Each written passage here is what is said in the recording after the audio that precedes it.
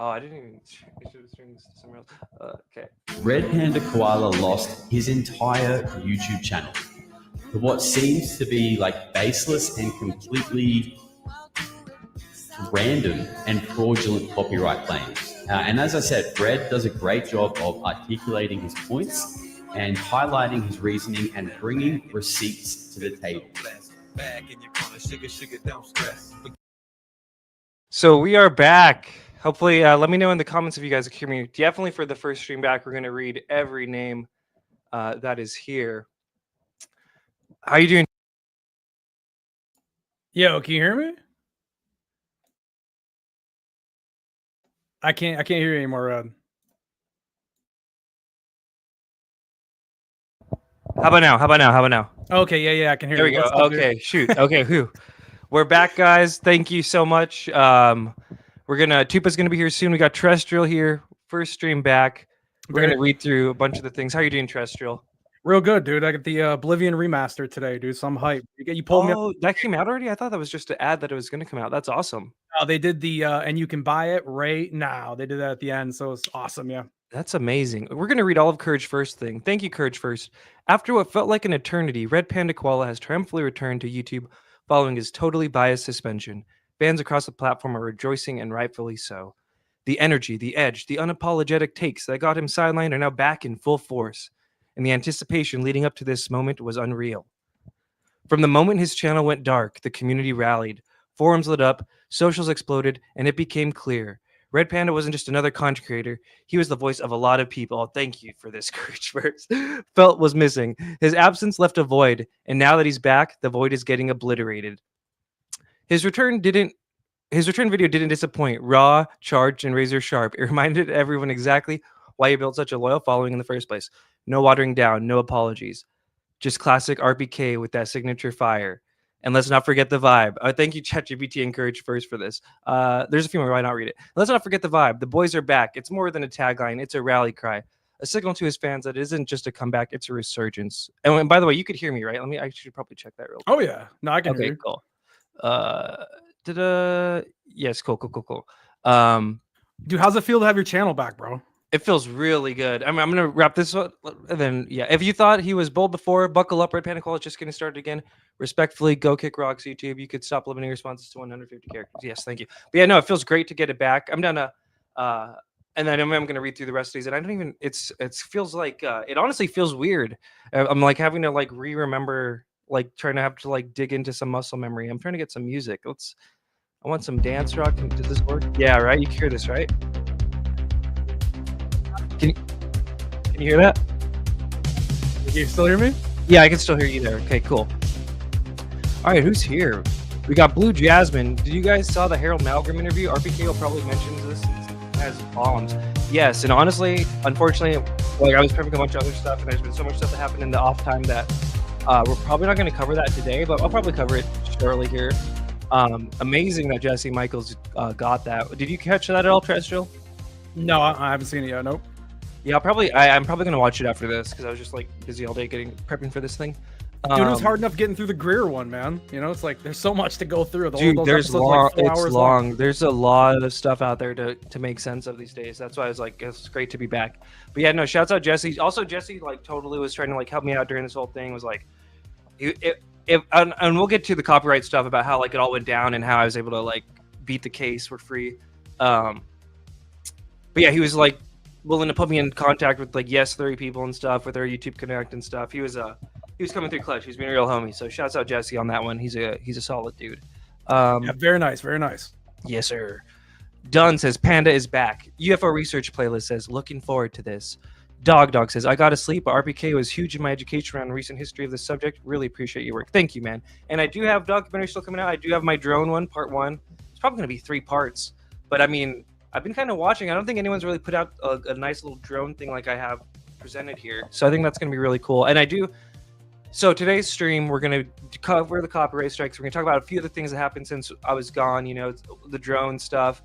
But I do have planned another like full in-depth drone episode. We're going to get Omer in here. We're going to get my other friend who's working on a documentary out there in here. We're going to deep dive what happened with the drones. Because I was surprised, actually, Trish. I don't know if you are aware of this, but like a lot of people were like, Yes, I'm so glad you're back. I missed the drone streams. People were loving the drone streams, and I mean, I still think like we're gonna cover some of the drone stuff today, and even my copyright thing was related to the drones in my opinion.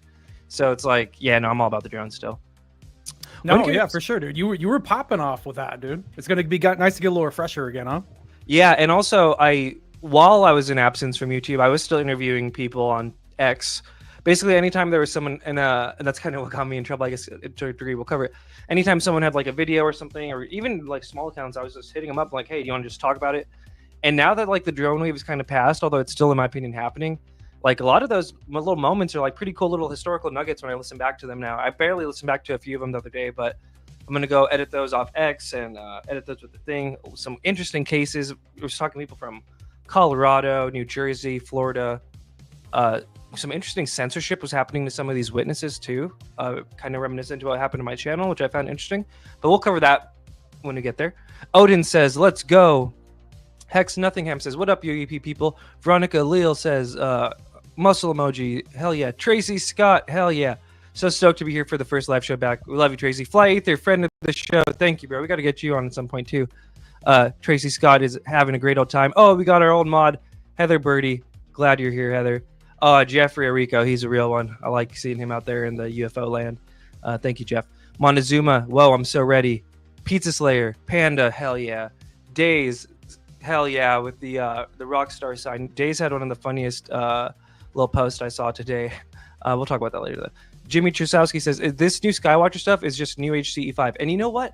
My plan was to cover the copyright strikes, the drones, Jeremy Corbell versus Shellenberger, whatever you want to call it, a crash out, a real thing. And then I was going to cover some Jake Barber, but I think that's another one where like the drones, I just didn't have time to put it in here, and we're already kind of got a lot of stuff to cover. I think definitely I want to do another one about Jake Barber because that was huge, right? And the whole time I've been gone, Terrestrial, like the whole Jake Barber Skywatcher element to the conversation, like it's like here. So like before I left, like it wasn't even anywhere, and now it's like here. You know what I mean? I don't know. Yeah, they released a second episode. I mean, it's kind of the other branch of shit you could talk about when it comes to this at this point. Yeah. Yeah. And then I don't know. I'm sorry, guys. It's been so long. If the audio mixing is super bad, is there any way you could be a little louder? You sound like you're kind of maybe being a little quiet on my end, but I don't. I don't. How about now? Is that better? Maybe I'm gonna turn down the music a little bit. And how am I sounding? Maybe I need to just turn them. Okay, there we go. You still sound loud to me, but I have my headphones cranked. I always crank them. Okay, cool. Yeah, guys, audio mixing is honestly the worst part of this whole thing, I think. UFO Note says, red, red, red. Hey, Ocean. Friendly Mod says, let's go. Whoop-de wowzers. Hell yeah. TBH to the Bitcoin and Nazi stuff really sucks. Thank you, Whoop-de wowzers. I'm glad you're making content, Red. Yeah, I'm a Nazi now, apparently, online. It's probably going to get my freaking thing demonetized, too. Thank you. Andy Ortega says, let's go. And by the way, I'm not, just for the record. It's just another one of these accusations people are always throwing at me for dumb reasons. Let's go, Red. Lighting up a joint in celebration. Hell yeah. Glad to hear. Yes, let's effing go. Hell yeah. Ashton Forbes, friend of the show. Grats. Thank you, Ashton. Good morning, UFO. Lovely mod. Yay. Gab says, hey, all. Fawn Miller, coaching. Whoop, whoop. Montezuma says, yeah, yeah. Scott Mitchell says, yes. Giovanni Carantino says, sup, big dog. Oh, Eric Tummelson, hell yeah. Another great mod. Make Pandas great again. Sound good. Jackson. Corey Canada. Siphon Filtered. Jimmy from the Woods. Hell yeah. I think now we're getting into it. Jackson, Derek Dougherty. Oh, Ness, another classic. Rudale. Christine. Okay, and we're going to get into it now, guys. I think I got through everyone. Sergeant Major Grizzle Ritz, Blue Jasmine, First Coast Crypto, CJ Twist, and there we go. That's everyone. Panda, please breathe. LMAO. I know. Oof. I'm excited. I'm all over the place. All right, let's get into this stuff. And yeah, you have the invite, so Tupa definitely has it. Maybe Tupa's going to ghost me. No, I'm just kidding. He's probably busy with something important. All right, so first we're going to go to like a little breakdown of the copyright strikes, right? Like, what the heck happened to my channel? How is it back? I mean, I think the fact that I'm back is evidence that like they were wrong. I guess the big picture before we get into the details is there were some false copyright strikes filed against my channel. And if YouTube's YouTube system is basically just AI automation, and I like we're going to cover it in right here, but they were so obvious. And I guess just YouTube's automated system just wasn't taking my appeal letters. And then basically I got ChatGPT, which is another thing that kind of happened in my little wait period here. I've been kind of dipping into the AI art stuff. But yeah, so then once I got like ChatGPT to help me write my letters and stuff like that, I was able to get stuff overturned. And I was actually surprised. There's like this whole cottage industry around this, like basically like blackmailing and coercing people and holding their channel hostages for fraudulent copyright strikes. Very disappointing that YouTube kind of just like lets this whole thing go. But first we're going to go to Red Panda Koala. Polarity Josh here. This is a guy who I think has been popping up. And it's funny, we got the Tupacabra logo because I can't change the logo right now, guys. I'm like all locked out of this StreamYard thing. It's been a while. I've been seeing more of his stuff lately, dude. See him pop up around even on Twitter. Yeah, I think he's pretty fresh too. I think maybe 4 or 5, 6 months, but he went ahead and covered like the whole thing kind of. So we're gonna watch him. I'll definitely put his stuff in the comments after. Go subscribe to him, Polarity Josh Down Under. I like his takes on stuff. He just did one that was kind of breaking down how put off and all this stuff, and he a little biased, but we like to talk about like kind of the same thing. So I kind of like, he's very, I think he had another recent one about the occult influence and all this stuff. He's kind of in tune with like that level of stuff and kind of being, not skeptical just to be skeptical, but just kind of like really looking like who are all these disclosure players and like what are they really doing? We're not just gonna like cheer and clap at every little thing, you know what I mean? But like not being a dick about it. That's good. Right? That's what we need more of, right? So here's him breaking it down. Koala lost his entire YouTube channel to what seems to be like baseless and completely random and fraudulent copyright claims. And as I said, Red does a great job of articulating his points and highlighting his reasoning and bringing receipts to the table. This is the first instance of the fraudulent copyright strikes that eventuated in Red losing his YouTube channel. So you can see here that he posted a video about the New Jersey drones on the 16th of December. He titled it Orb UFO Scene in New Jersey. Now, this received a copyright strike by a company or a business named Viral Hog. Now, this is obviously just a video. Yeah, and we'll do a little commentary too. So I was interviewing all these witnesses, right? And this is where it gets weird. And Tresh, I don't know if we've talked about this. I'm definitely down to get your take. I've talked about it with the tube, and I hope he gets in here to pontificate on it a little bit. Okay, almost home, he says, running a little behind. Okay, cool. And he kind of knows a little bit about this, and we're going to cover more. But this is where I'm like, dude, what actually happened here? Because we all know, at least I personally know, the drones are super sketch, in my opinion. Like, whatever you think about them, the messaging from the government is very sketch. And the fact that we had, like, a lot of senators even playing with the idea that these were Chinese, Iranian drones, like, those are big words, bro, that lead to, like, big wars that I would have really... So just... the fact that one of the weirdo copyright strikes that got me taken down was related to this, and he's going to talk about it, but basically I'll just say it too. I was interviewing all these witnesses. The TLDR of this, and we're going to hear from it, is this guy, Zane. He posted an orb video near Picatinny Arsenal in New Jersey, which was the hub of all the drone activity. This was where the first reports of drones were on November 13th, which was the same day as the UFO hearing, interestingly enough. And it's where a lot of the majority of them were. It's this like military base. I personally think, like, after just looking at the big picture of everything, like they're probably doing some sketch nuclear things or something. That's just my opinion. I know some people think it's all FAA. For you to think that. What do you mean, like hunting them, like hunting down nuclear stuff? Something. These things always pop up around nuclear stuff, and these things were popping up super heavy around Picatinny Arsenal. So something, I don't know what was attracting these things. Maybe people were doing occult rituals. I don't know, man. But, yeah, probably a cult. Yeah, right around there, the base. But this guy in the video, the crazy thing is the video isn't even that interesting. Like, it is, because it's like in the rain and it's an orb, and I can't even show it on the thing because I'm still like, there's still like kind of happenings about that. But I checked the metadata. He filmed it when he said he filmed it. He lives right near Picatinny Arsenal, like 8 miles away, right? He said he got hella doxxed.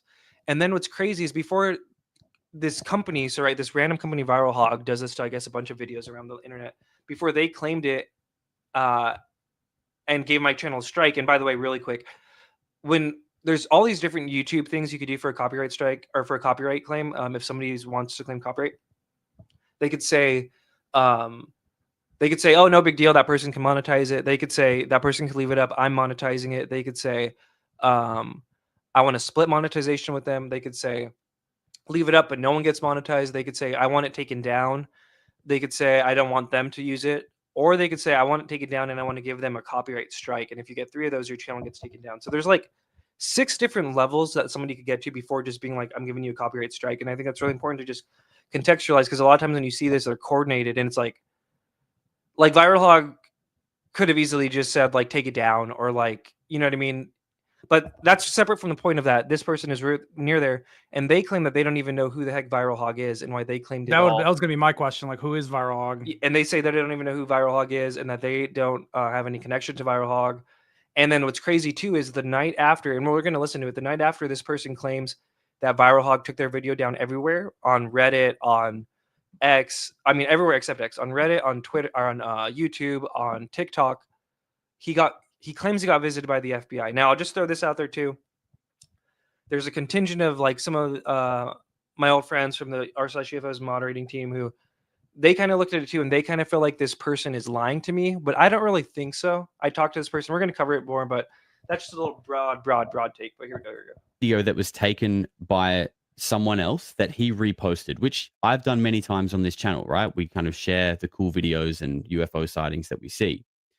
Now, on the right-hand side, you can see this person, Zane Obscura. This is the original poster of the video. And after this happened to Red Panda, this was the statement that the original poster made. I'll read it quickly for you.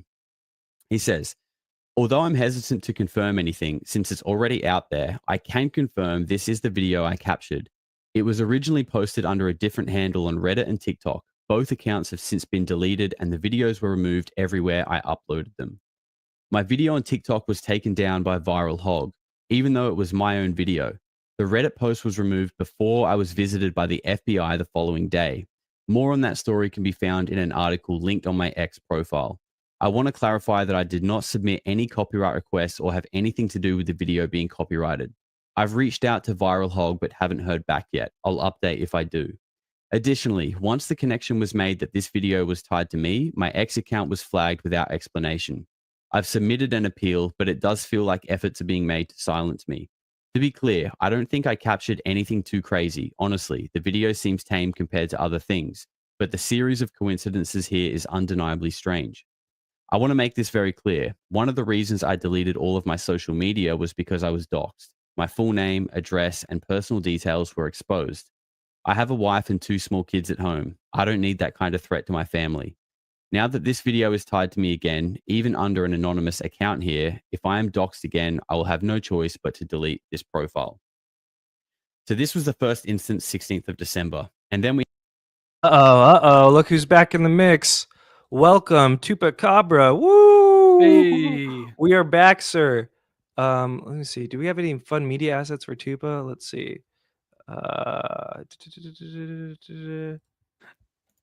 Boom. He's a little late, but Have patience on me. Don't give up on me. I'm on cosmic time. oh, I forgot about Dude, these. I missed those, bro. Oh, look I at this missed one, those. dude. Oh.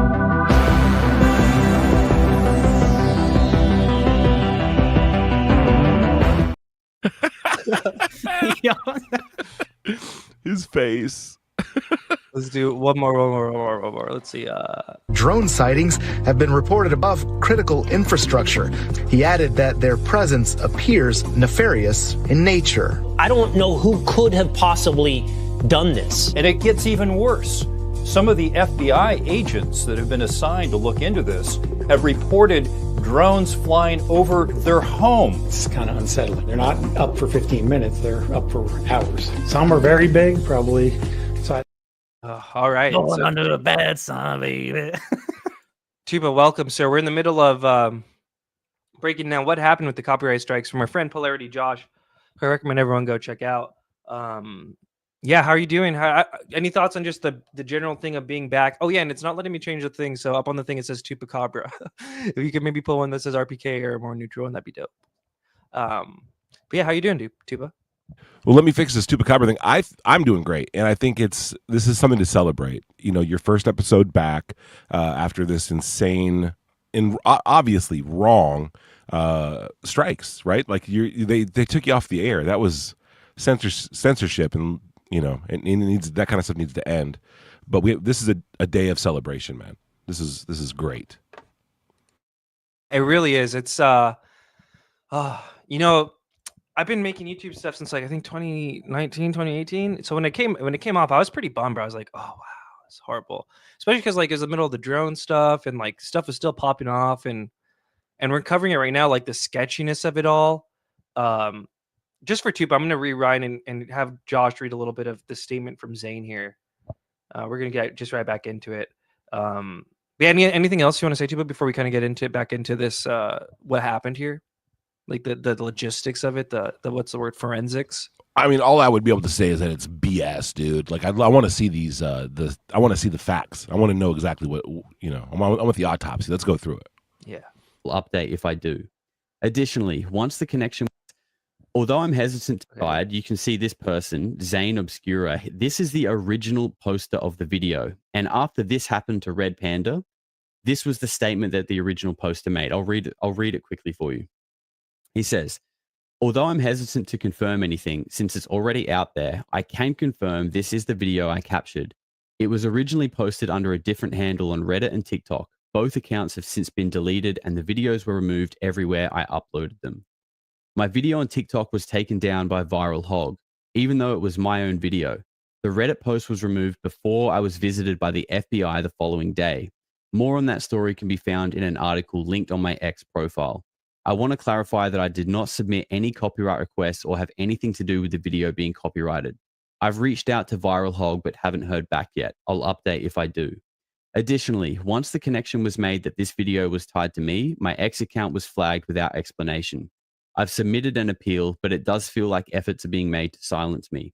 To be clear, I don't think I captured anything too crazy. Honestly, the video seems tame compared to other things, but the series of coincidences here is undeniably strange. I want to make this very clear. One of the reasons I deleted all of my social media was because I was doxxed. My full name, address, and personal details were exposed. I have a wife and 2 small kids at home. I don't need that kind of threat to my family. Now that this video is tied to me again, even under an anonymous account here, if I am doxxed again, I will have no choice but to delete this profile. So this was the first. So yeah, so again, and for Tupa too, like it'd be one thing if I didn't see the metadata and this dude didn't live right near Picatinny Arsenal and filmed it right the day and time he did, right? And then I interviewed this guy too.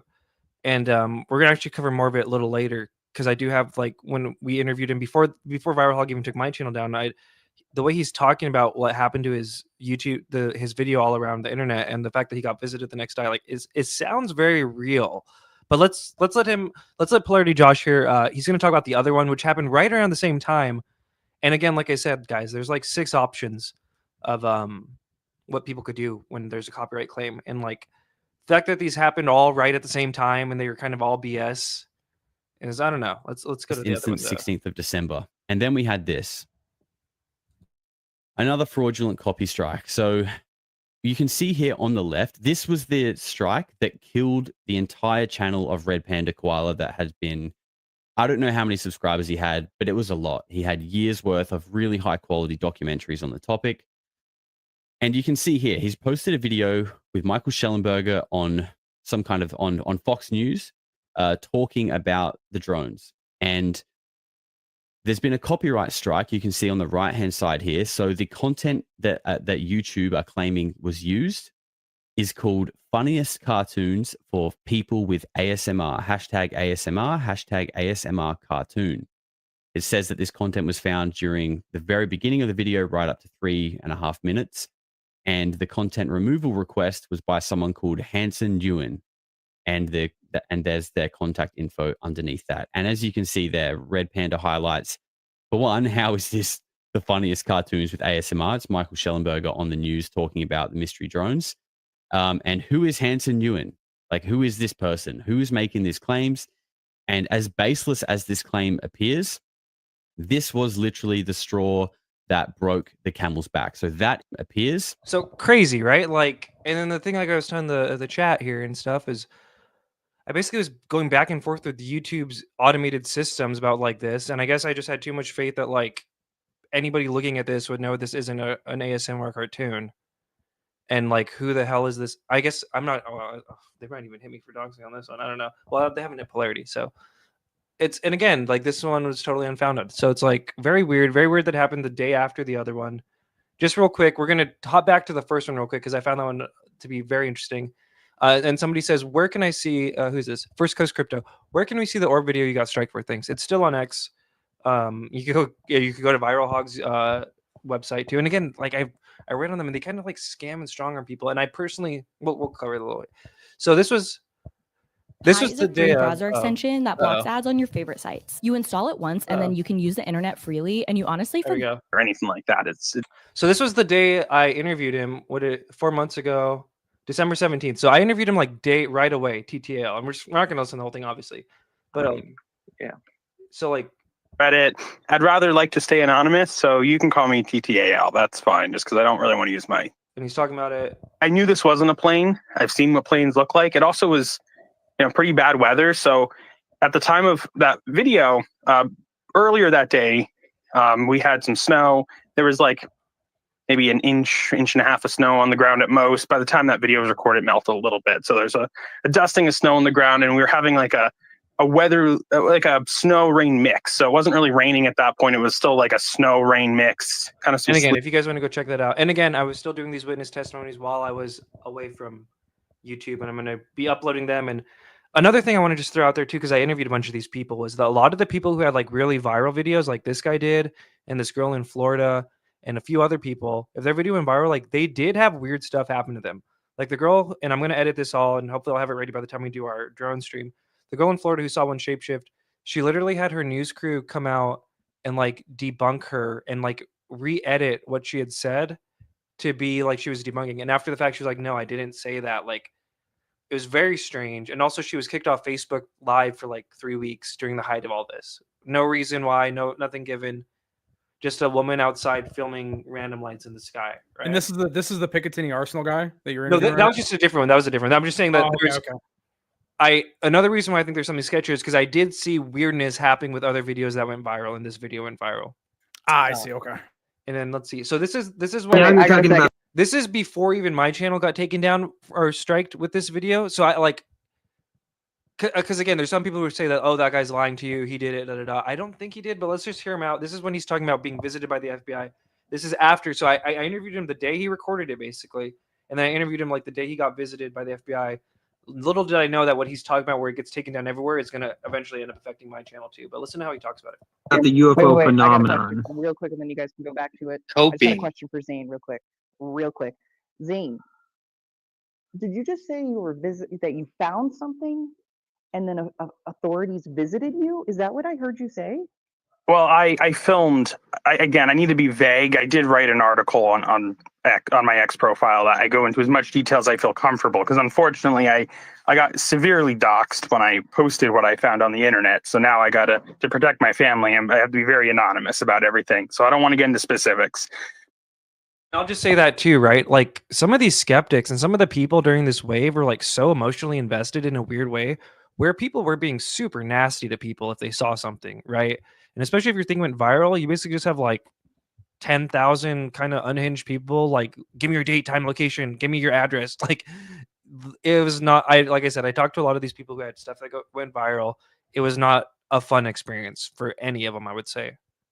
I don't think any of them are like, they're still happy like they got their stuff out and they felt compelled to talk about it, but it was nothing like, you know what I mean? A lot of them dealt with unnecessary BS, in my opinion. Yeah. It got heated. I will give you the big thing for everybody. Yeah, it got really a lot of people were people were emotionally invested. I mean, we hear even in this one a little bit, people who thought it was a psyop or angry at people seeing stuff. People who think it's all BS. It was very weird dynamic was at play during this drone wave. Nutshell of what happened. I captured a video of an unexplained object in the sky. I did not know what it is. It was in New Jersey in recent times with everything that's been going on. The video went pretty viral on the internet. Then the video got taken down everywhere pretty much. And then it was about a day later, I got visited by the FBI, though they also did visit my neighbors. But they did ask about the video. They asked of what I saw. They were very nice. There was no aggression there. They just asked some questions. They did pretty much, it was intimidating that they showed up at my house and they knew who I was, but also my information was fully doxed online as well. So it really did intimidate me in the sense that I have to be careful what I say. And though I want to be part of this community, I had to restart over. I had to get rid of all my social media accounts online. I had to get rid of everything because, you know, there were literally thousands of people trying to reach out and give me hate for something that I wasn't even trying to claim what I saw. I was just saw something, I filmed it, and I got a lot of hate for it, and as well as a bunch of people wondering what was going on and what it was. But that's my story in a nutshell. But I will say that the FBI, they were very cordial. There was no real issues, but they did show up at my house. I know they went to my neighbors as well, but they were specifically asking about the video I took. So whatever that means to you, I don't know. I'm still trying to process everything that happened as well, and I don't have all the answers. But in a nutshell, that's my story. Oh my gosh, that's amazing. If you could DM me the video, I would love to see it. And also, thank you for not being afraid. Thank you for being brave to come. Shout and out talk to Alien all Girl of for us being there for who this are too, trying to and figure it out. I'm absolutely shocked that they found you through a video online. And yeah, that's what are you doing? What are you talking about? What did you see? That's freaky, man. Nobody wants to knock on the door from the FBI. Can you describe the video? Briefly, I want to be careful because the video itself seems to be what got me in trouble more than anything. I think talking about it is okay, but showing it, I'm a little skeptical. But essentially, it was an orb-like image in the sky. It was not a traditional drone of any sort. It was more orb-like. I saw it was really just a bright light in the sky moving around in a weird way, which isn't unlike a lot of other videos I've seen. So I don't know why I was singled out, but I can tell you that the video online through different social media had hundreds of thousands of views, and then simultaneously everywhere pretty much got deleted all at the same time. And that was what was really weird. When was this scene? I don't want to say specific dates or times because that might identify the video more so with me. And again, trying to stay anonymous with that, but Yeah. I can tell you it was within the last couple of weeks. Okay. What did the FBI tell you about the whole situation, and what did they leave you with? What was the vibe? Well, they did not disclose anything to me. They didn't say anything to me more than just asking me the couple questions. They did not come in my house. They just knocked on the door. They asked if they could ask me a couple questions. They asked me if about the video, and that's the way they said it though, about the video that I recorded. So they knew about the video. They knew it was me. And they pretty much they just said that they were just asking questions. They were also asking neighbors about lights in the sky. That was really it. Then they left at that. They didn't go into any detail. They didn't disclose anything for me. They did not, so I've heard reports of sometimes if feds come, they threaten you or this. No, they didn't do anything like that to me. They just simply asked me some questions. It did intimidate me. And definitely at that point, with my information leaking online and then that happening, that's when I deleted everything on social media. Because I don't know if that's how they found me or not. Was the video already deleted everywhere by the time they visited you, or did that happen after? It happened the night prior. Are you Richard Doty? So the video was still intact when they came and saw you? No, the video got removed from every platform. And this is the weird part. It got removed from everywhere I uploaded it, but it also got removed from other people's posts from what I could tell. I mean, it might still exist somewhere on the internet, but it got removed in a bunch of places all at the same time. And it was the night before it got removed. And then they showed up the next morning. But you no longer have it. I do have a copy of the original video, but again, I'm going to be very apprehensive about sharing that only because of what happened. And it was an orb. It was an orb. That's interesting. The thing is, that's what was crazy to me about it is that there was nothing, honestly, in the video that to me that seemed anything crazier than what I've seen other people experience. But it does make me wonder how many people does this happen to that actually capture something that then do just get. All right. So, and again, I saw the metadata. He took it in the middle of the wave, December 17th or something, 8 miles from Picatinny Arsenal. And also, we know, the FBI was there investigating. It's not out of the realm of possibility that the FBI would investigate. You know what I mean? It doesn't sound like he's lying to me at all. You can tell. That's what I want to ask you guys. Does it sound like he's lying? And again, no, this is before my channel even got struck. He's confused as what were the logistics of how my video, even other people who I didn't know posted it. And again, we have a statement after the fact that he doesn't know who the hell Viral Hog is. He has no connection to them, and they ghost him when he tries to hit them up. But they're claiming this video. Dude, plus, I mean, if you're gonna lie about it, why wouldn't he have said that they threatened him? You would just go all out if you were gonna do that. And I don't know. He sounds legit to me. Yeah, he's not using the opportunity to be sensational if he's lying. He sounds completely genuine to me as well. like I've been listening to. It's so compelling, and you wait for someone to go a little too far with it. But he's been very measured this whole time. He doesn't even think what he saw. He's like, I'm not even saying it was alien or UFO. He's like, I just filmed something and put it online and went viral, and then this all happened. Like, he's not a UFO guy. He's not trying to write a book. You know what I mean? He doesn't even come around like the UFO spaces anymore. He's like a random guy, moment in time. This happened, boom. And again, it's like, I don't know. I just personally, I don't want to say vindicated, but like, it is like, how many other people could claim their channel got taken down around some shit like this, where somebody's claiming like the FBI visited that? Like, it's weird, right? Or am I just being conspiratorial, dude? Like, am I just conspiratorial right now, or is it? It's fucking. I mean, it's weird. No, I get it. I mean, plus he talks about how they just kind of show up to his house and talk to him. I mean, that's kind of the way it goes, dude. They don't really call you or send you an email. You know, they just kind of pop by. They'll talk to your neighbors. It all sounds kosher for an average visit like that. And they do that shit, dude. They do that shit all the time. Yeah, and they were, the FBI like was literally in them. Yeah, I think so. I mean, I hate to be like that, but this is weird, right? Like, what a perspective to have during the drone thing, that like my channel got taken down in relation to somebody being visited by the FBI. Yeah, I mean, it sounds like the guy really, it sounds classic. He filmed something he wasn't supposed to, went viral. They had to come see who he was because, you know, of all the things to film. Clearly, it was something that was real. And they were on him. They talked to his neighbors. And then the weird thing is removing the video from like everywhere, scrubbing it. Like that's a reality. They scrubbed it, and then, we saw how it happens in real time. Yes, like a viral video, they were able to scrub on every platform except X, and literally like take my channel down. And again, they're ghosting the guy. They're not responding to him. They're claiming that, you know what I mean. It'd be one thing if his video, if the metadata wasn't in the height of the region during the height of the hotspot. You know what I mean? Like, so true. It's so many things that are just very strange about this whole situation. Well, 8 miles out from Picatinny, dude. I mean, he could have got something crazy for sure that they didn't want anybody to see, you know? Yeah, and again, he's not even around anymore. He's not trying to get clout off his video or anything. You know what I mean? Like what Eric said, you would think he would want to show the video if he was hoaxing, get the clicks, the clout. Yeah. Exactly. It's also weird. Jackson says anything that gets traction gets squashed. James DuPont says, not to mention you have David Wilcock freaking out over the fact that he has followers. That dude screams FBI CIA. And actually, we're gonna get into that next, because during my little thing, is there any? Do you guys have anything else you want to say on this? Because we're gonna play the David Wilcock thing next. I think. No, you're good. You're good. I forgot all about that. That's gonna be awesome. Yeah. So during my little exile, I went full Skyfire News with my X account.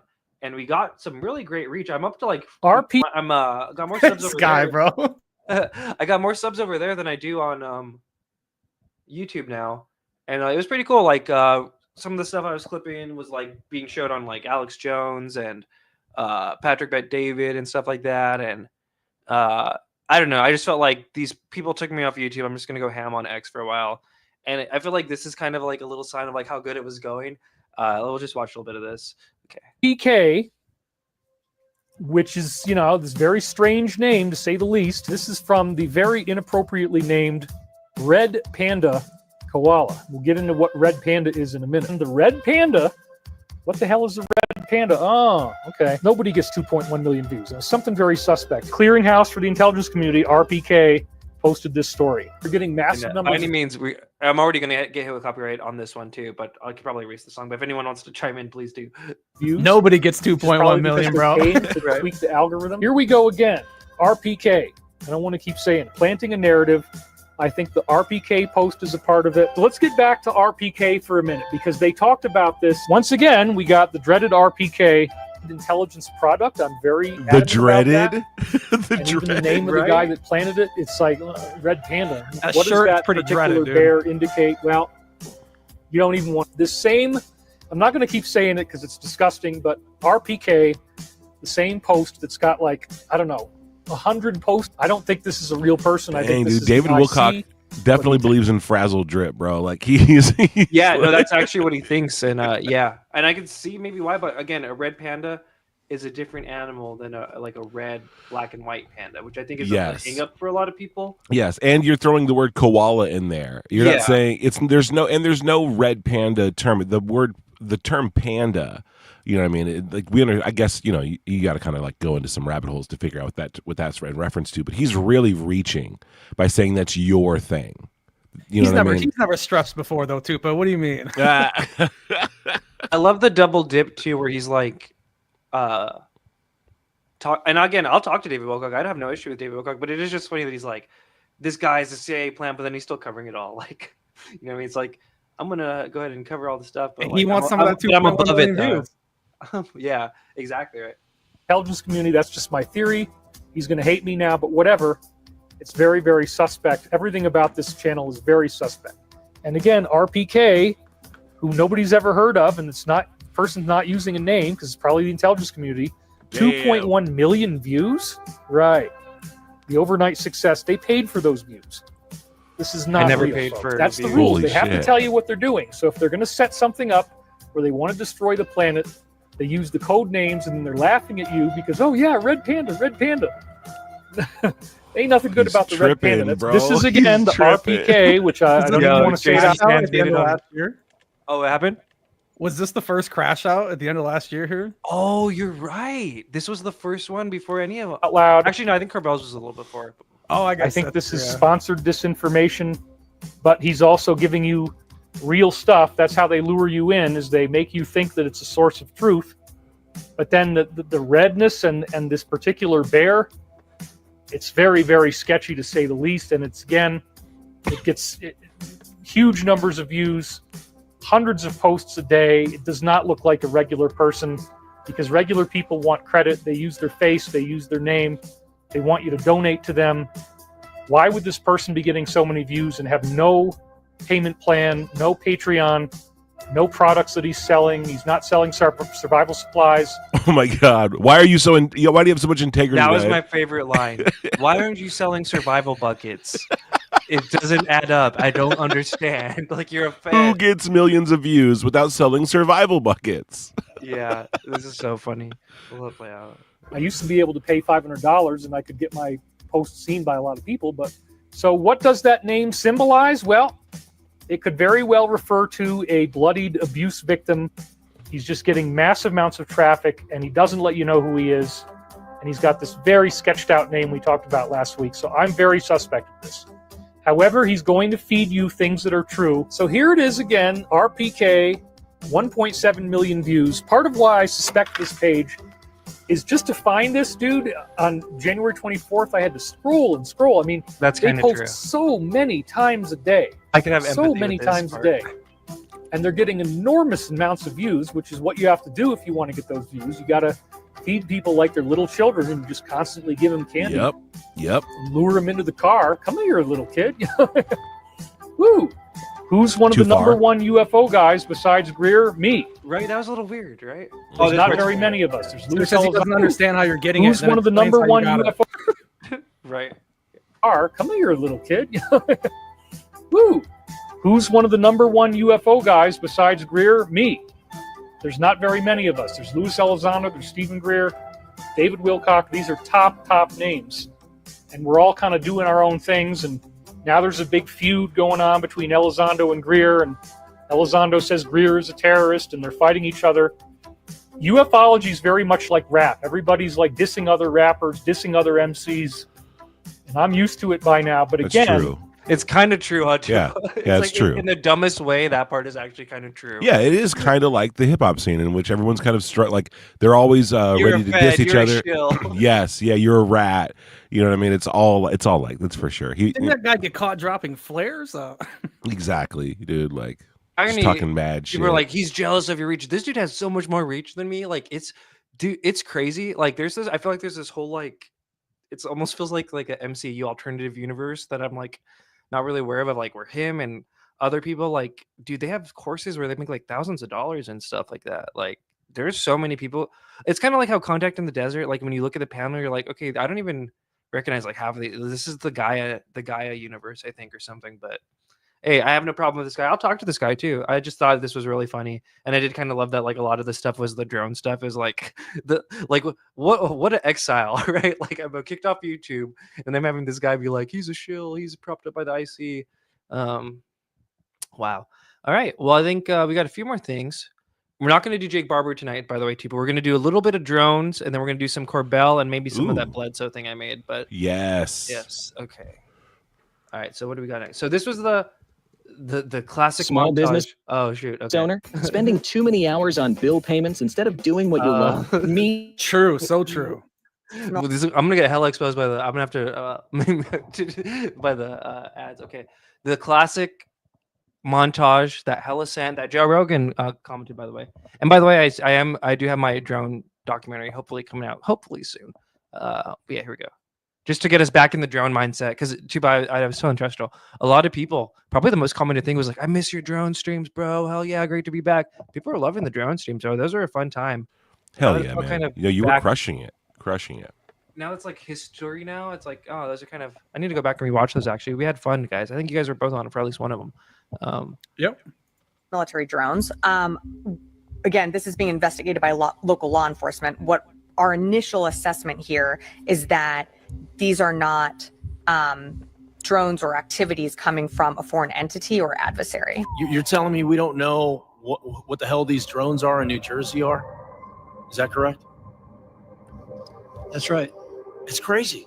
I mean, that's crazy. That's madness that we don't know what these drones are. From the Coast Guard, who said that one of their 47-foot motor lifeboats was followed by between 12 and 30 of these drones as they went through the water. These are 6-foot drones that are somehow evading our detection. They are not being detected. They're saying no threat, but how the hell do they know? They don't know anything. They don't know what it is. They don't know where it come from. They don't know nothing. They know that they can't track them. They know that they don't emit a signal. They know that they can't see them when they turn their lights out. They also indicated that they don't know where they come from. They don't know where they go to. One family claims they followed a drone in their car, and while it hovered above them, the clock in their car changed times. Some of the FBI agents that have been assigned to look into this have reported drones flying over their home. It's right here over Picatinny. There was a drone just hanging out. I put my drone up in the air and went towards it. I had full battery life. Not 3 minutes into the flight, I lost control of the drone. Warning on my screen, lost control, and my drone started going down dead. These are fully charged batteries. It's 2 batteries that have died within seconds, and the drone went up and like a couple feet off the table, and then came right back down. Okay, you see it? You see how it goes? See how it goes? And then it becomes a spacecraft or aircraft or whatever you want to call it. What the fuck is that, bro? Did it just get smaller? Bro, what? Above the ocean, and it was low, very low, but so bright and so clear. You ever notice it says UFO Shane is a demigod master of the universe on this? I think this was in Jesse Michael's video too. And it was huge. Like when you... I'm concerned. I issued a letter to ask for more information, and I think there should be a lot more transparency about that. Can you make that make more sense? Because I think people in New York and New Jersey see drones the size of an SUV over their house every night and think that doesn't make any sense. I understand why people would be looking at this and being concerned about it. Okay, so there was that, and actually, just so I don't hella expose myself, we're gonna just change the videos just in case there's an ad. Okay, because people will just run with whatever. Here's Trump over Trump's great. So in the time I was away, the drone stuff, and again, we're gonna do another one. I think I have to do a whole episode because there was even stuff coming out still about Matthew Livel's. The whole drone situation was so crazy, bro. Was it not? Can you guys? I think you guys.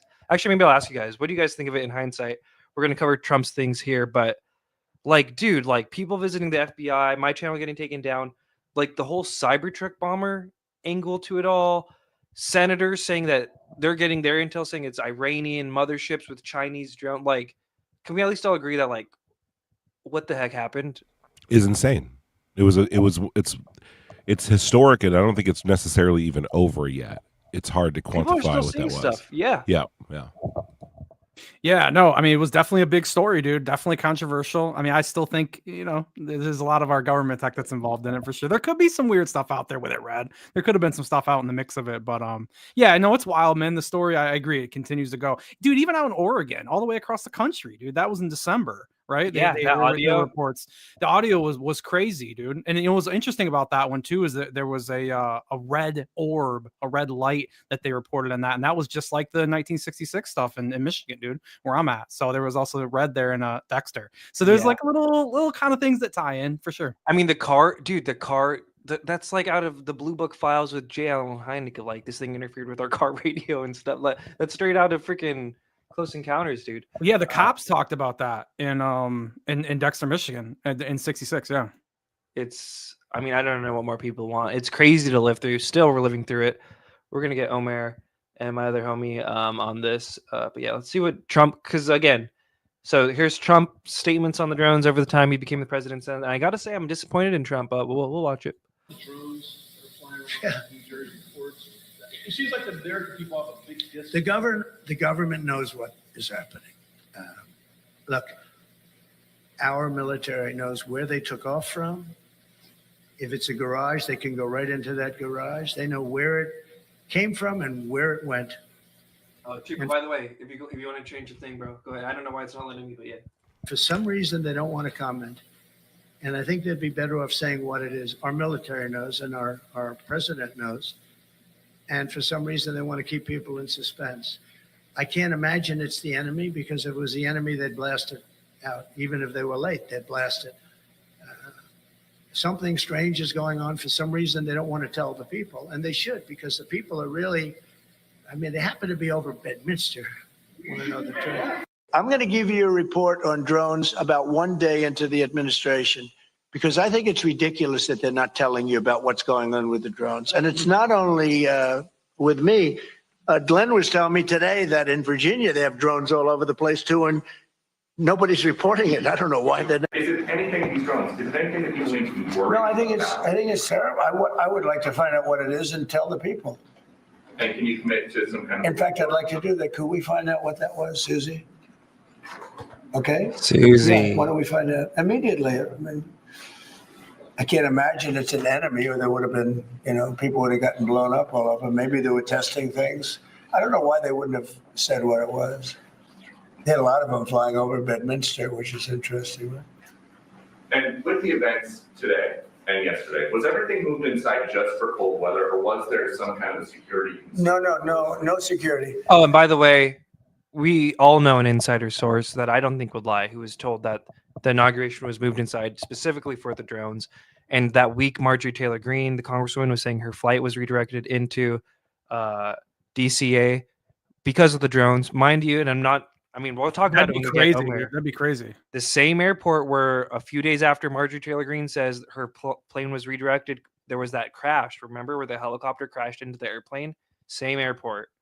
I find that suspicious. Oh yeah, it was a few days after, dude. So Damn. I don't know. Yeah, crazy, right? Yeah. Let's see. Oh, and just so you know, it's not letting me change anything over here. It says we're all locked out. We're good. Yeah, look, we we're- have the StreamYard logo. Yeah, Maybe I'll so- just exit out and we'll just kind of make a new thing with it and get all our. I don't know if there's a way to download the assets or anything, but okay. I think cool. so. Yeah, we'll figure it out. So then this was the statement after we heard all that from Trump, right? Kind of, Luna did this too. I'm kind of disappointed in her. Like, he basically says the same thing as Biden. We'll just play it. But then, yeah. On the New Jersey drones. After research and study, the drones that were flying over New And Jersey just to in be large clear, it numbers. is from Trump. An update on the New Jersey Oh, drones. wait, sorry.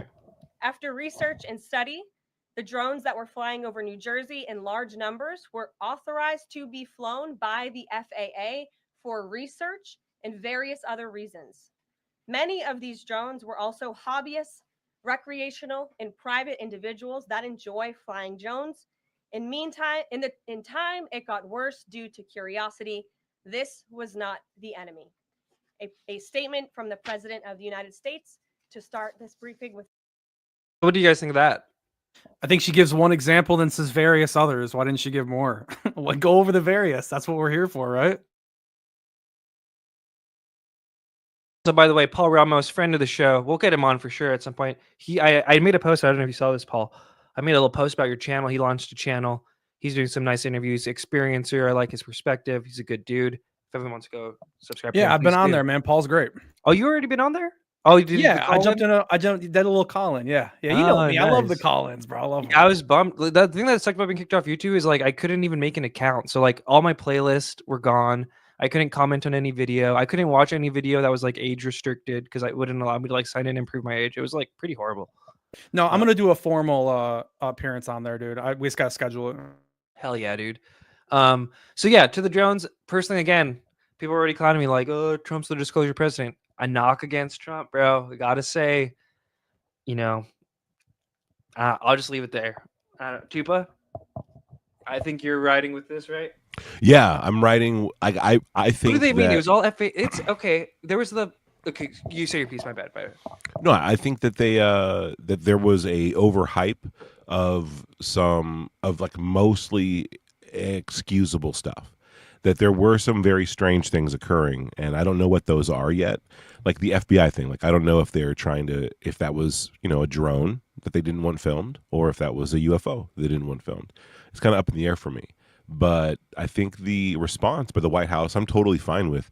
It feels like it was in the UFO community, especially, it was overhyped, but it spilled out everywhere. This was the biggest flap or wave, kind of like of our time, right? For sure. But while it was happening, I was, you know, noticing some people taking advantage of that and fanning the flames in ways that were kind of silly. And so I just kind of sat back and watched. And, you know, I think what these guys are saying, you know, for me, it kind of vindicates my initial ideas. So I'm kind of biased with it. You know what I mean? I want it to be more, and I really do think it is more. But like, you know, 3, 4, even 10 UFO sightings, at the, you know, amongst the hundreds of reports, it's like, it's hard to say if that's because there were so many people looking up, or because there were so many actual drones and UFOs, or if it was just it was a phenomenon where there was people flying drones, there was random military drones, there was UFOs, and at that time and place, people were looking up and recording. So, you know, I still, like I said, I don't know if we're far enough away from it. But I do think the White House reporting, like I said, it matches my initial theory on what was going on. It does, and I will give you that. It does. And again, we don't all have to agree on it. We'll read some of the things that go. No, I mean, I agree with what you're saying too, but I think that there is a mix, and it's probably skewed more towards our tech for sure. That's why I landed with it. But you never know. There could be one or two. I think there are one or two at least. Yeah. There was a couple weird videos. The one where the orb kind of went into the other one and just fell straight down. That was a pretty weird one. How about the Arizona couple we both interviewed too, but Ashley and Leo? Yeah, I found their video very compelling and their story compelling. That was like right before it all kicked off too. So it was like part of the wave, but we didn't even know there was a wave yet at the time. No, that's crazy. I forgot about that. All right, no idea. James DuPont says it's the government in my eyes. First the drones, and now the planes. And let me do some little music while we just read some of the homies things. Okay. She is lying to the American people, and she knows it. Look at that face. LOL. Jared says they're researching UAP because the left hand doesn't know what the right hand knows, and you got a big waste of time and money going on. Paul says, come on, hell yeah. Build on sound. That face screams inside. Oh shoot, oh shoot, oh shoot.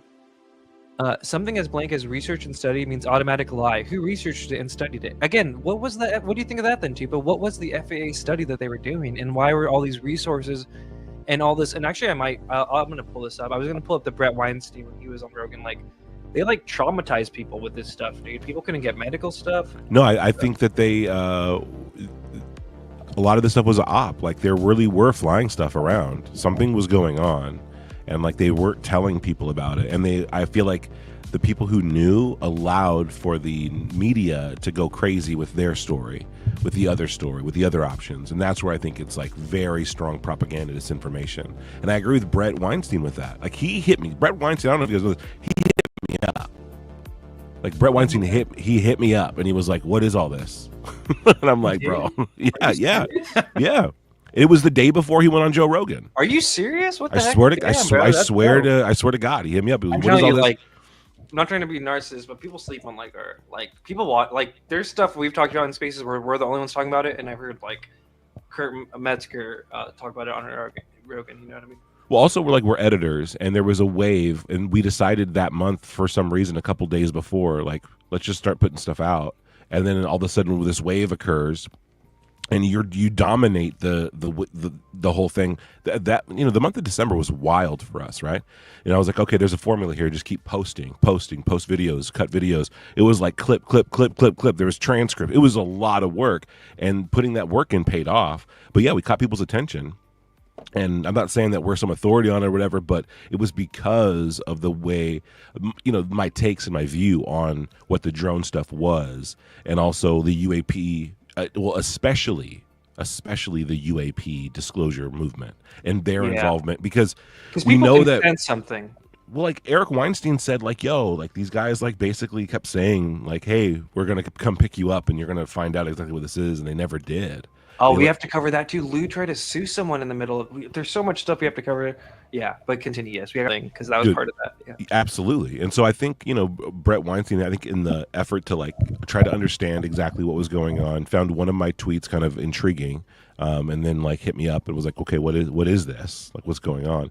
And I just, broke down what I thought might be occurring and what has been going on with the UAP, like disclosure movement. And so like, I don't know if he took that to heart or what, but when I watched that Joe Rogan episode, it was like, okay, he listened. You know what I mean? He or at the very least, he had the same suspicions. You know what I mean? And it sucks because like I know that being suspicious of that event and of like what the Okay, I found what I was looking for. The idea that they're UFOs, it kind of puts me at odds with the UFO, but it doesn't. I still think there was some UFO activity, but the FAA, the government, they were doing something.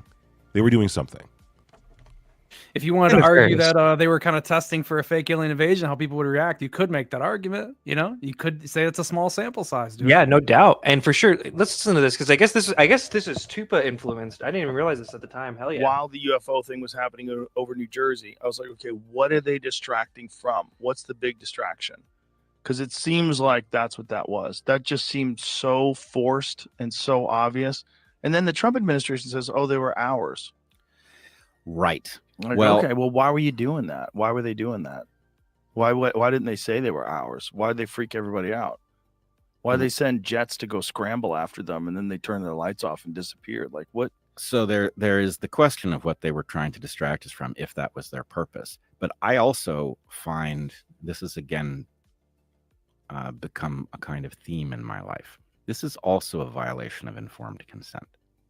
If those were our drones and they were nightly traumatizing the residents of New Jersey and pretending they didn't know what it was, that's a de facto experiment that they were running on the citizens of the country. They have no right to do this shit. Yeah, that's a good point. Yeah, that should be illegal. Yeah, I mean insanity, right? Like if that's what really happened, bro. Like, dude, people couldn't get medical attention. Helicopters were stopped that like from like old men that were in car accidents and stuff couldn't get the proper. You know what I mean? Like, yep. To be like, this is all just the FAA, bro. Don't worry about it. It's sketchy, dude. I don't know, man. And that kind of goes both ways too, right? Like if it was a way. And actually, riff for 1 second because I have to go to the restroom. No, yeah, like I think it goes both ways. If whatever was going on, if the way they covered it or covered it up was definitely wrong. They weren't telling us the truth on that stuff, which is a bummer.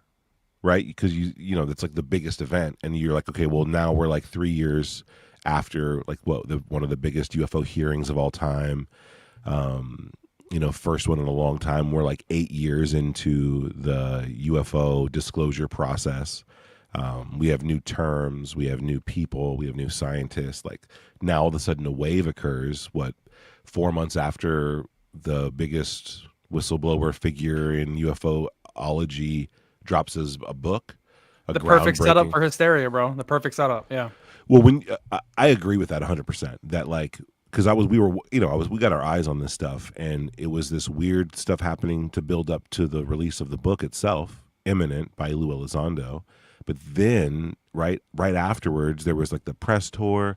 Then there was a series of there was another congressional hearing, and then there was 2 films. This is a very tight window between August and December.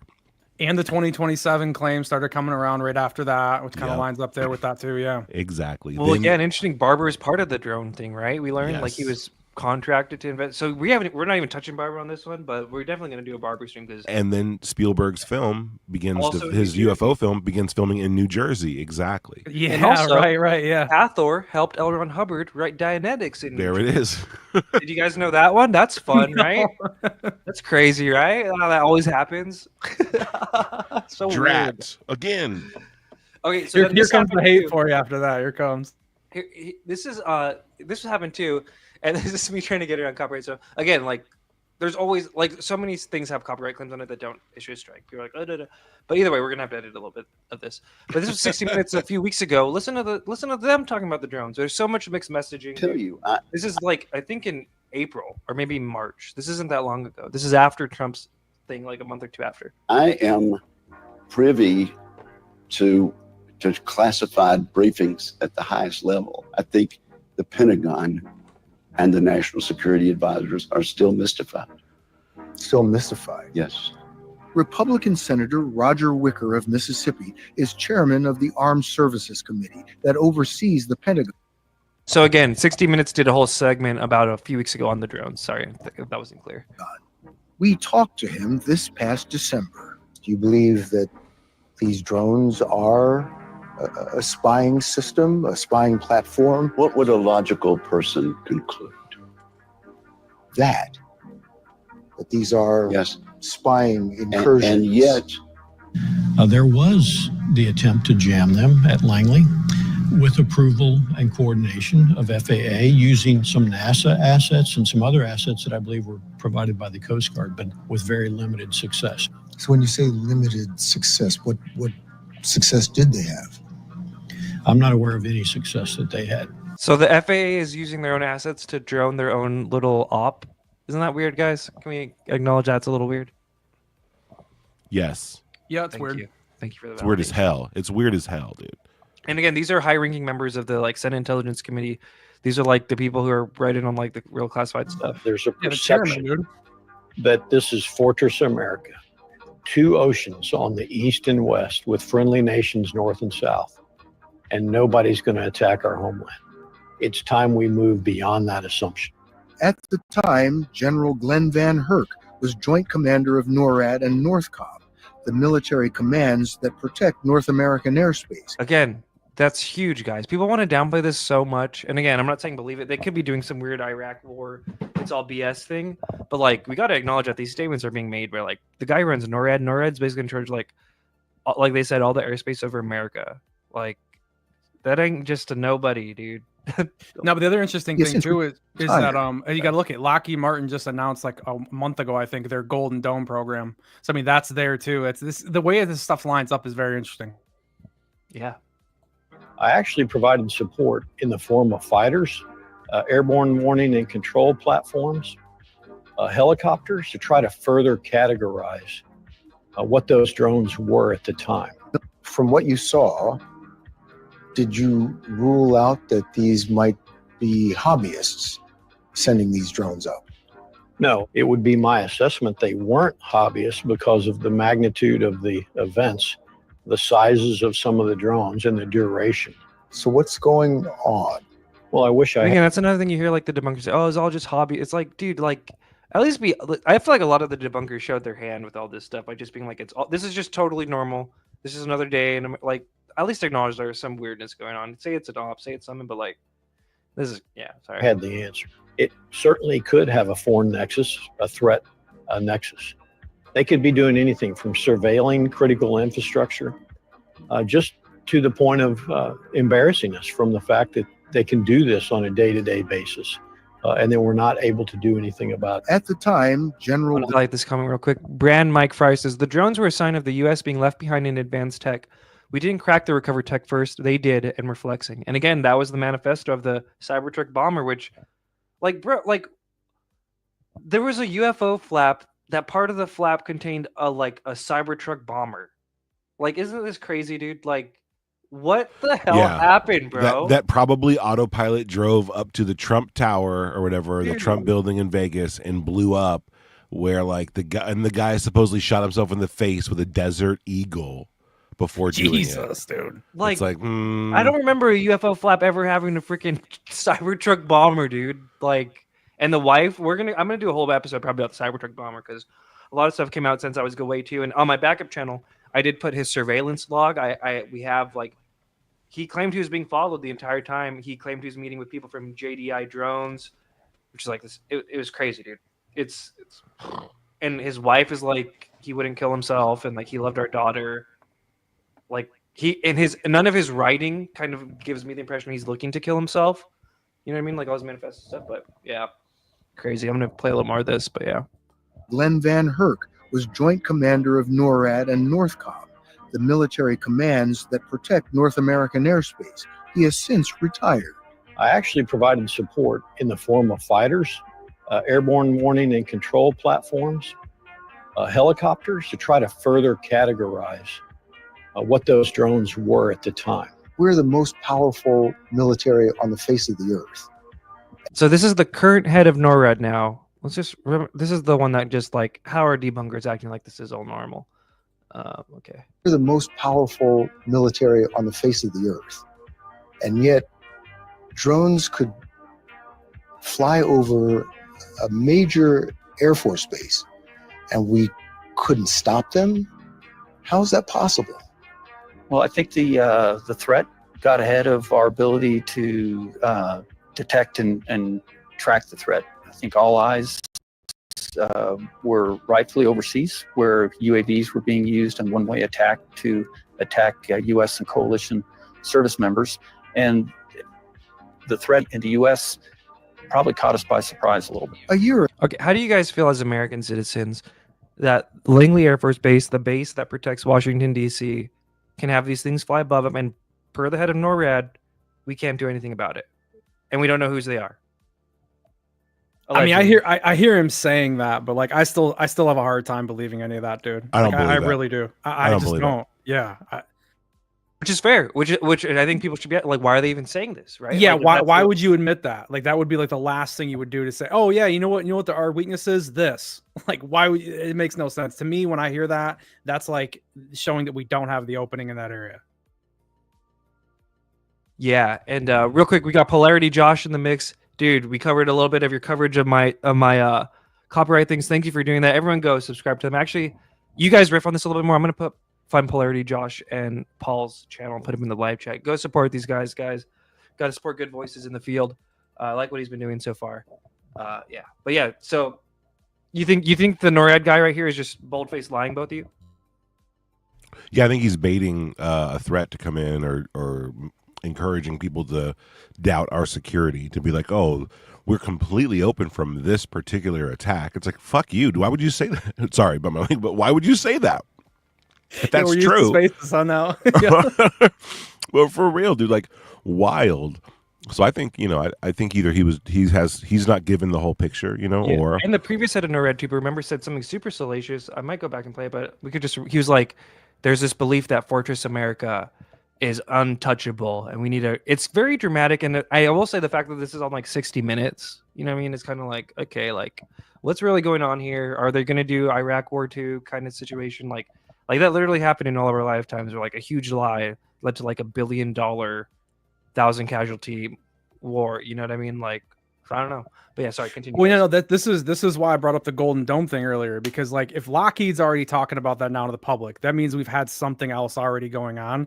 And I agree to, but why not bait these foreign nations drones, if that's what they are, bait them in and knock them down, and then take a look at what they have. Right? You could just use this assessment right here. I agree, dude. Yeah. 40 chess, I would do it.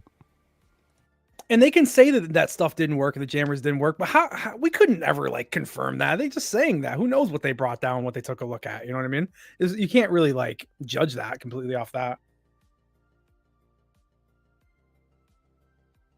Very true. No, you know what? We got that really great Chinese drone, man. We learned a lot. You think they're gonna tell you that? Come on, dude. Dude, no way. Baiting them in and then trying to see what they have is smart. And I think like Trump might have been doing the same thing. Maybe not baiting them, but when he was responding to it and being like, our military knows exactly where they took off. Like, well, maybe he's just fluffing it up, making everybody feel a little bit more secure.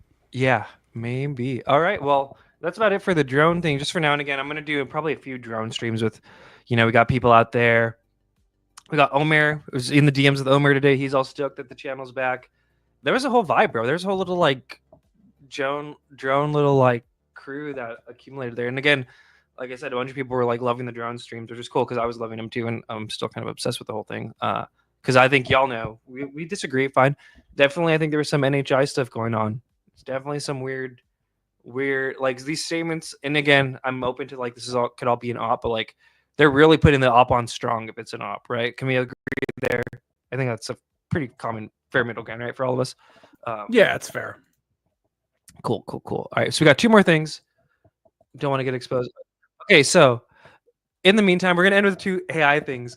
But so this did happen, and I want to talk about it. And I actually do want to do a full stream about this. What the hell happened with Jeremy Corbell and Michael Shellenberger? This kind of broke at the beginning of January. But also in the meantime, I've been doing Pixar. I've been doing AI animation. Shouts out Tupa. Tupa's been doing AI animation for I think like a year already now. And my friend Logan's been doing it for a while too. I finally took the plunge, the Studio Ghibli thing. That was basically where I knew that because I've been wanting to do this for a while. That's when I knew ChatGPT was like where I wanted it to be. Because I would like to, and I think Tupa has this aspiration as well, to recreate a lot of these UFO events in AI, right? Like it's as creatives. And I think people can see when they watch my videos, like the way I edit some of my things, right? Like I think to the Pearl Harbor sequence in my UFOs and science stuff, like I do spend a little more time to like make it a little, or even the loose stuff, right? Some of the ways I edited some of the Cuban revolution stuff, I feel like was a little like, you know, trying to like not be a director, but just not have like a still image on the thing, like have like, Dude. you know what I mean? For the timeline, right, Tupa? Build up some videos for the timeline? Oh, yeah, absolutely. I mean, every case needs its own video, and we don't have that yet, right? AI is the perfect way to do it. But think about it. If you're the first person to create a reenactment of a case, anytime someone wants to make a story about that case, they're going to borrow your footage. You just outline the entire thing for them. So it's a lot of responsibility, but it's super important, and it's going to get shared so much. People care about this stuff, right? They just don't know what it is, and more people need to be making these because we all get to like retell that story through our own artistic lens, which is going to be really important, right? What details we all kind of like cling to or whatever. And with this abundance of content about these UFO cases from people who know their history and know their facts, right? People like Red, obviously, like this is the best possible outcome, I think, for, you know, We get to be ufology and AI. directors. I've wanted to, my dream for a while is to like a lot of the videos I even do, I kind of pick videos that I think are good narratively, right? Like I think the Edgar Mitchell story could be told in a great movie. I think the Nino Kulagina one, and I think even when I present, like even like I think if you watch it, hopefully people can get that across.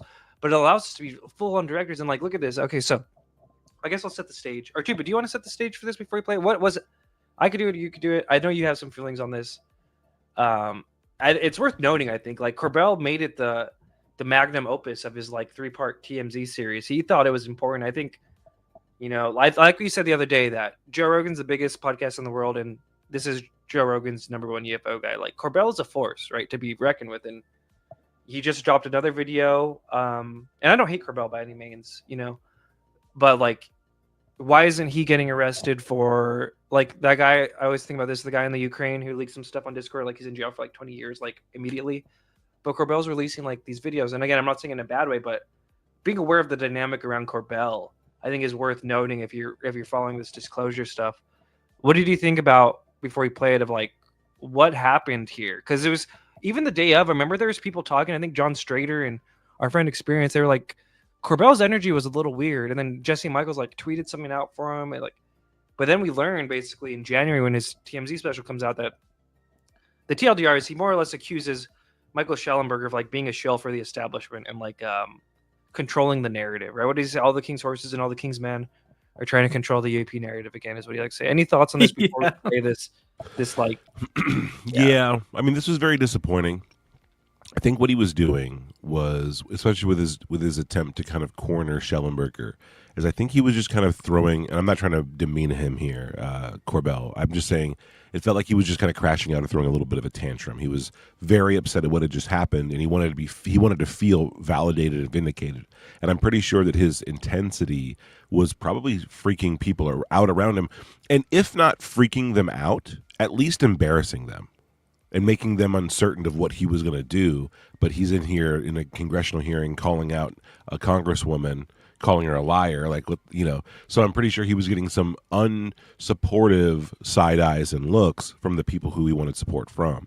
So getting on the phone with Shellenberger immediately and while on camera, you really see how raw not his emotional state, but how raw his feelings are at that moment. But I think like he tried to like over substantiate them as some kind of valid concern, and that made him look even more kind of bully-ish. It gets weird when he's like, you're not going to call her a liar. It's very strange, but also it did reveal an element of what was going on behind the scenes, because I do have to question why didn't she give Corbell the credit? Why did that credit go to Shellenberger? That's weird. You need to ask yourself why they lied. Yeah, exactly. Yeah, look, man, this was a huge moment, I think, for Corbell. He was waiting to finally kind of etch his name into history, dude, in congressional record. This was the big moment. And then Shellenberger got the credit. And so, of course, he's going to get all the heat at that point. I mean, Mace got a lot of heat, then obviously Mike Gold, he didn't even get his name remembered. He was the NASA guy. So he was like losing his mind. But Corbell didn't remember his name the day after. Oh, did he? He finally made up for that one. But yeah, dude, look, it was a big crash out, mainly because it was ego based, in my opinion. He wanted to be a part. This was his moment, and it got ripped away. Okay, let's see. Hopefully they don't copyright strike this. We're going to be commenting the whole way, but this is hella transformative, right? I mean, like, because apparently Paul said Tubi and Corbell copyright striked his channel for this. So, very realistic Stanton Friedman, right? I had to include this moment. Okay, let's see. Jeremy Kenyon Lockyer Corbell, and I am a film. My name is Jeremy Kenyon Lockyer Corbell, and I am a filmmaker and investigative journalist. For a decade, I have been investigating unexplained objects in the sky with my mentor in journalism, George Knapp.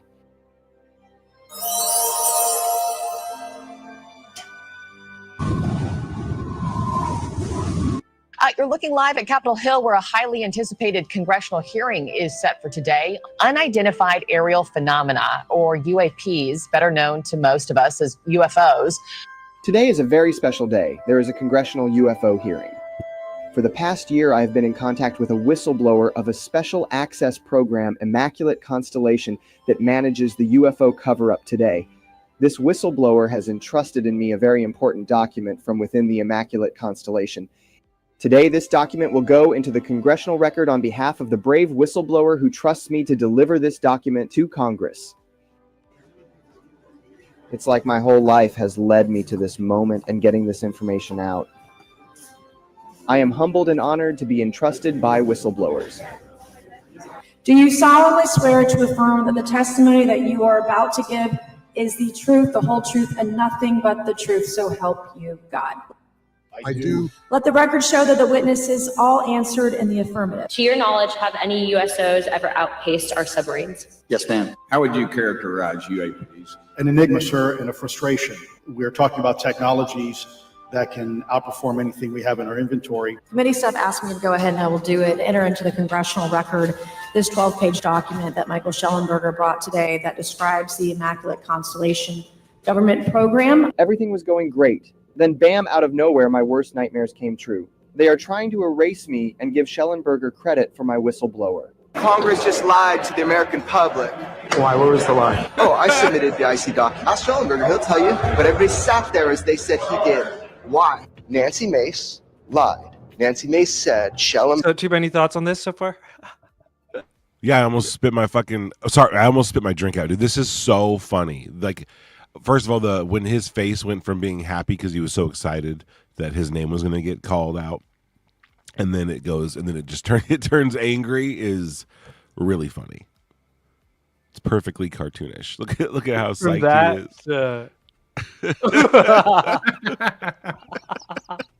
And when he's waving his hand around and his finger, and she lied. Like it's great. I also really love when he's going into the hearing and he's signing the autographs. It looks so good. Like right? I could spend 30 minutes in that hallway as he walks through and talks to people. Like, it's such a funny thing to me. It looks good. It feels good. Like, the lighting's great. The cameraman in the background. It's like, oh. Look at the audio boom guy. Those eyes in every shot are insane, dude. Look at that. Looks like Newt Gingrich back there, dude. He does too, yeah. All right. Back to the, hell yeah. Lied to the American public. Why? What was the lie? Oh, I submitted the IC document. Ask Shellenberger, he'll tell you. But everybody sat there as they said he did. Why? Nancy Mace lied. Nancy Mace said The veins on the neck Shellenberger pop gave out. her an 11-page report on Immaculate Constellation from a whistleblower. Okay, that was a lie, and she knew it. I don't know. It didn't let me do the backpack. I wasted so much money on Kling trying to get this freaking. It's not bad though. It's pretty good. But I Oh, wanted the it's little great. strap thing though. This is great. Yeah. Oh, like hanging from his, so it looks like he like tightened it or whatever. Yeah, you remember? And he like his shoulders all. Yeah, touch? for sure. It Because totally it's such a passive, like aggressive, like sign, like tighten this thing up. I got business to do. Oh my god, this still frame is great. This shot is great. He's so apathetic. He's just like over it. I think she just assumed it was. She knew it was a lie. So maybe, as an investigative reporter, you should ask yourself, why is it that they lied? You should ask yourself that. I'm happy to clarify it. I'm not going to accuse the chairwoman of lying. Darren, you're not going to that 5 o'clock thing, I take it. Oh, I'm fucking going. I'm not going to be quiet. I'm fucking going to look everybody in the fucking Bro, eye. the eyes, bro. Yeah, whoever fucking. This all really happened, by the way. Like this isn't like you know what I mean. Like this all pretty much happened as is being shown. Lied. I'm going to say it in front of everybody. I don't think I'm gonna play that part. Go watch for the copyright. I mean, I could. I'm probably just gonna cut it out after. Should I play the end part of it too, or no? Oh no, you can't. You got to play some of their music over it. I mean, they pull this for sure for the live show, and then just cut it out after. But oh yeah, that's true. Okay, but don't why walk the tightrope? Yeah, you just got back. You just got back. What are you doing? Here's my hot take with all this, though. I feel like there's something here, and I want to do a whole stream about it, that is being lost in Corbell's antics, right? That everyone's just kind of piling on Corbell because, like, this was a pretty hilarious display. But there's some, like, Elon Musk, in my opinion, his go-to journalist is Michael Shellenberger. The way he kind of came up on the stream. Matt says, wait, did Red make this? Yes, I did, sir. We've been mastering AI in exile.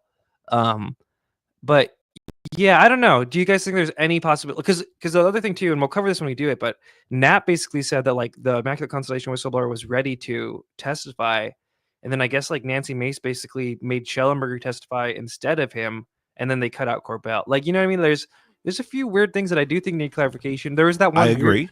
Remember, wasn't it around this time that like there was a week where like Shellenberger followed me, you, Logan, Paranormal Yes. Chris, and then like unfollowed us? Yes, it's always sketchy. He'll when followed he's all of us following like us. on like one random Tuesday night at like 12:30 p.m. Right. I mean, we were going hard on this though.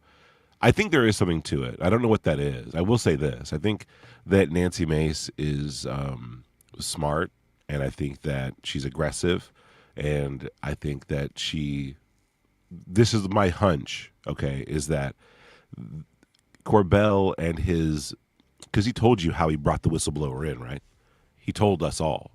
He said that he pretended that it was his camera crew.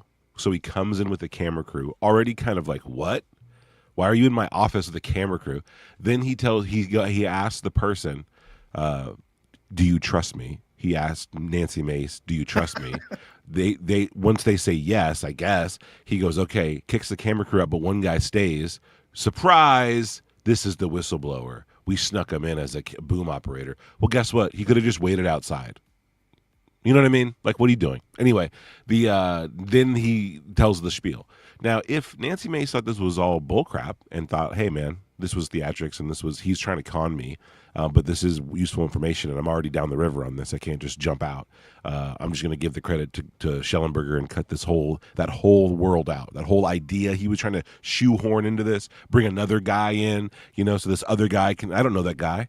So no, we're going to go with Shellenberger and then we're going to call it done and we're going to walk out of here. And that's one of the reasons why I think Corbell responded the way he did, because the stakes were high for him. He was counting on that weird push. It meant more to him than he let on. That's what if I have to say there's layers under there, it's more than his ego. I think there was plans based on that guy, and maybe he promised that guy something for that story that obviously isn't going to happen now. And that's what it looks like to me. But that's an interesting take, yeah. Cool. All right, we're gonna end with one more video left, guys. Thank you so much for letting me be back.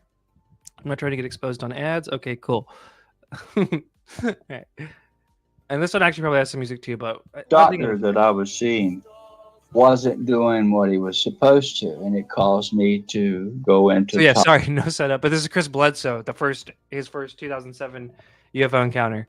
Toxic blood poisoning. I had metal toxicity in my blood, and it caused me to have a near-death experience in 2000, and I think it was late 2003 or 4. So with that, my wife sold our business, and it was a huge building company. We were doing huge numbers, 15 million a year in sales or more. And it was a monster she couldn't control, and I'm in bed and in and out of the hospital, and I couldn't. So I was really depressed. I was really sick, and I was ready to give up. But I have these children, my wife that I love, and that's the mindset.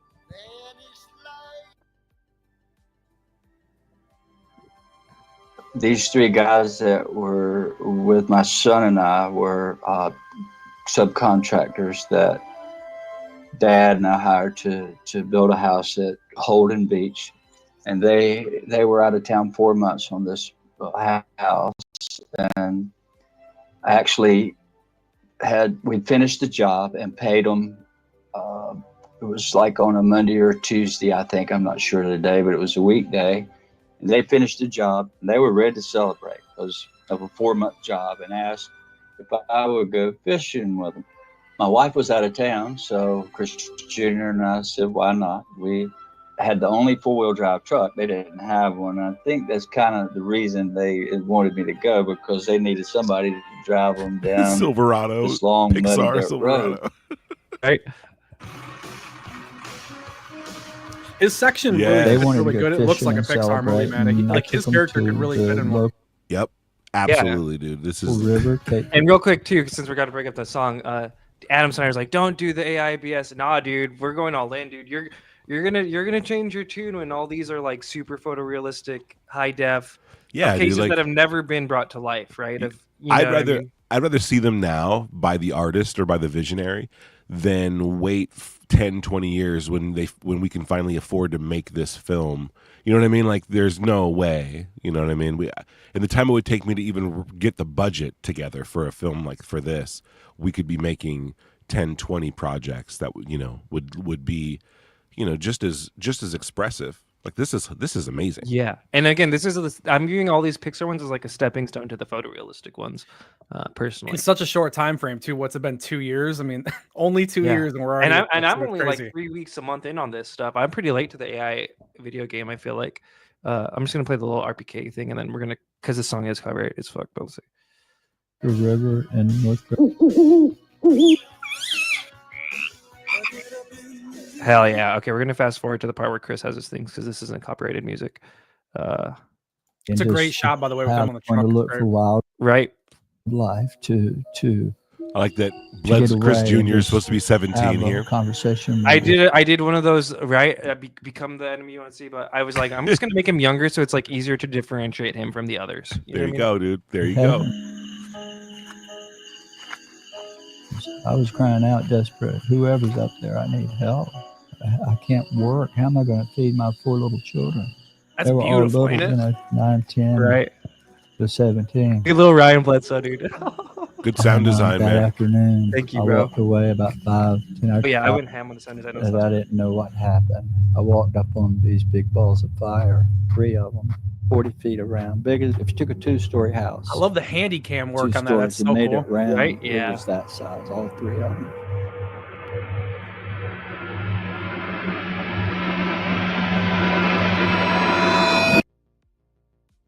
Where the hell did Junior go? Junior?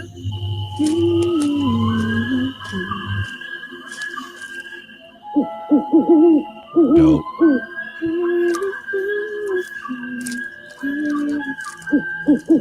Yeah, you did really kill it on this, Red. This is crazy. Who's that in the sky? What the fuck is that? Whoa.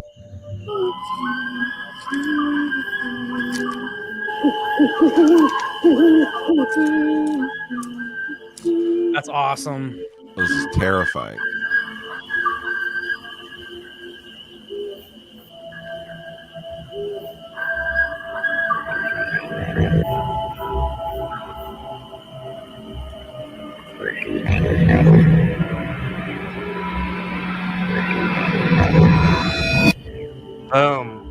So I don't know. I think it's Dang. we're gonna be dipping in the magic there. I think that was. I mean, dude, only a month. That to make that in 1990 would have been like 5 people in like 6 months, dude. Like the time we live in is amazing.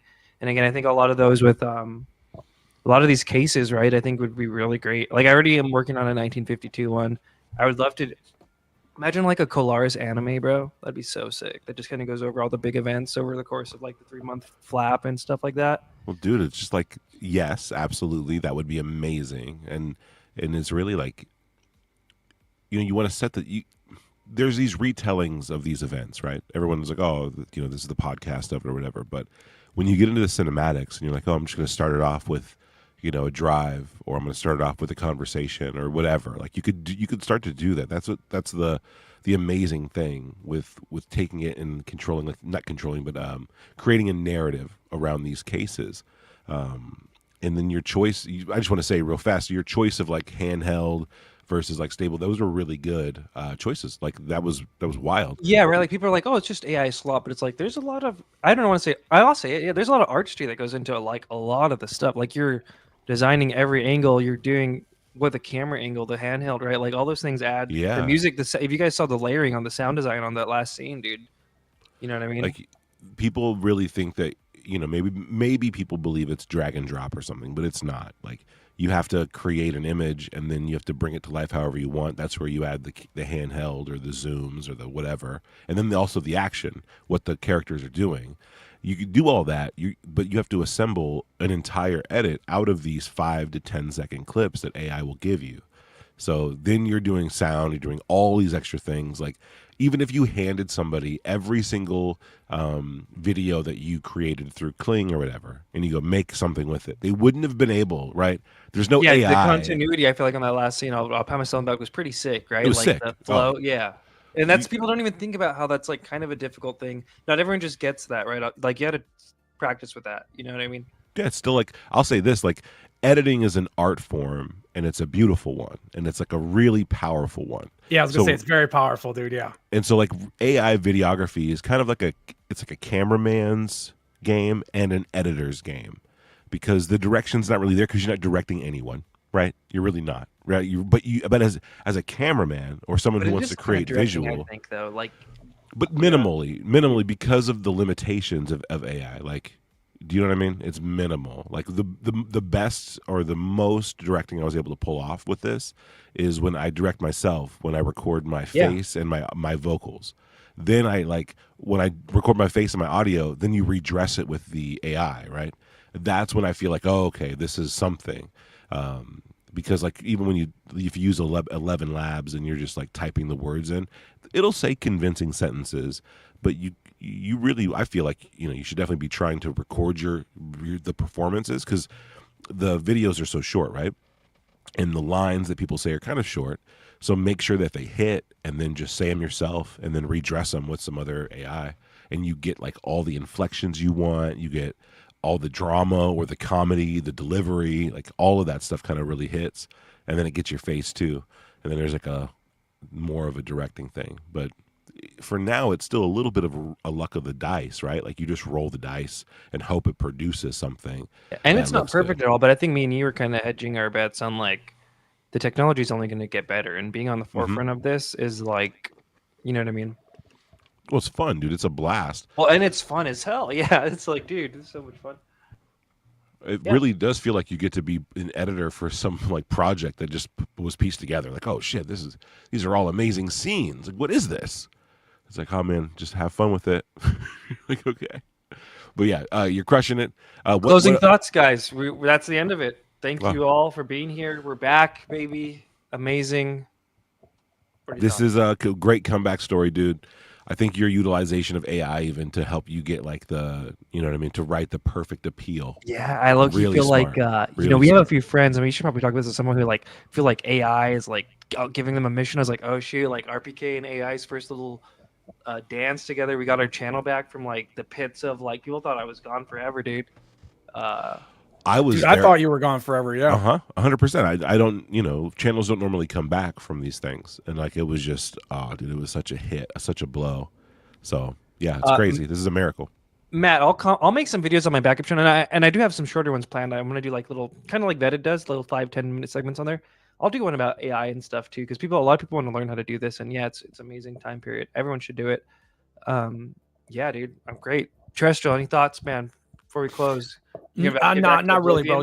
Just happy to have you back, bro. Happy to have the channel back. And dude, thank you by the way for being dude. here on the day that Oblivion 4 remastered or whatever drops. I know that wasn't easy for you, bro. So I do appreciate that. Thank you, dude. No, it's easy, bro. I appreciate being here, coming and hanging and talking to you guys, dude. This is the best part of all of the CFO stuff to me. It's fun, right? I miss this. Yeah, for sure. Oh, I miss, especially I do too. some of the spaces lately, dude. Like, it's been a little wild out there. It's been a little wild. Yeah, no, and I think people appreciate it too, dude. You know, as you can see in the comments in the chat, dude, people love you, dude. You make great documentaries. You're making great AI stuff, and you know you'll continue to grow. You'll continue to get better, brother.